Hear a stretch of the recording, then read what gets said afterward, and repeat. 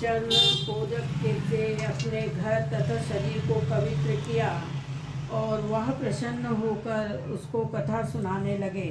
कथा के कहते लोमस ने कहा, हे देवकी, दुष्ट दुराचारी पापी कंस ने तुम्हारे कई पुत्र मार डाले, जिसके कारण तुम्हारा मन अत्यंत दुखी रहता है। इसी प्रकार राजा चला गया क्या चिपके नहीं राजक्ति थी, किंतु उनके संतान सप्तमी का व्रत विधि विधान सहित किया, जिसके प्रताप से उनको संतान का सुख प्राप्त हुआ। यह सुनकर देवकी ने हाथ जोड़कर मुनि से कहा, ऋषिराज, कृपा करके रानी चंद्रमुखी का संपूर्ण वृत्तांत तथा इस व्रत का विस्तार सहित कहिए, और जिससे मैं भी इस दुख से छुटकारा पाऊँ। लोमस ऋषि ने कहा, देवकी, अयोध्या के राजा नहस थे। उनकी पत्नी चंद्रमुखी अत्यंत सुंदर थी। उनके नगर में विष्णु गुण नाम का एक ब्राह्मण रहता था। उसकी स्त्री का नाम भद्रमुखी था। वह भी अत्यंत रूपवती सुंदरी थी। रानी और ब्राह्मणी में अत्यंत प्रेम था।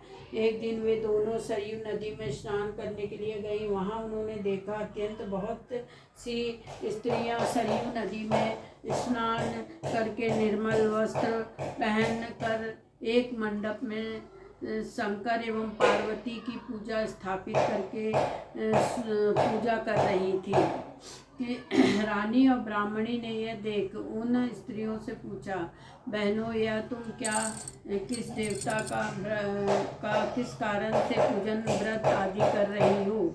यह सुन स्त्रियों ने कहा, हम संतान सप्तमी का व्रत कर रही हैं और हमने शिव पार्वती का पूजन चंदन अक्षत आदि से विधि से किया है। यह सब इसी पुनित व्रत का विधान है। यह सुनकर रानी और ब्राह्मणी ने भी व्रत के करने का मन ही मन संकल्प किया और घर आकर ब्राह्मणी भद्रमुखी तो इस व्रत को नियम पूर्वक करती रही, लेकिन रानी चंद्रमुखी राजमत के कारण कभी इस व्रत को नहीं किया। कभी न करती और न किया, कभी भूल हो जाती। कुछ समय बाद दोनों मर गई। दूसरे जन्म में रानी बंदरिया ब्राह्मणी ने मुर्गी का योनि प्राप्त किया, परंतु ब्राह्मणी मुर्गी की योनि में भी कुछ नहीं भूली और ब्राह्मण शंकर तथा पार्वती जी का ध्यान करती रहीं। उधर रानी बंदरिया की योनि में सब कुछ भूल गई। थोड़े समय के बाद दोनों ने यह देह त्याग दिया। अब इनका तीसरा जन्म मनुष्य योनि में हुआ। उस ब्राह्मणी ने एक ब्राह्मण को यहाँ कन्या के रूप में जन्म लिया और उस ब्राह्मण कन्या का नाम भूषण देवी रखा तथा विवाह योग गोकुल निवासी अग्निशील ब्राह्मण से कर दिया।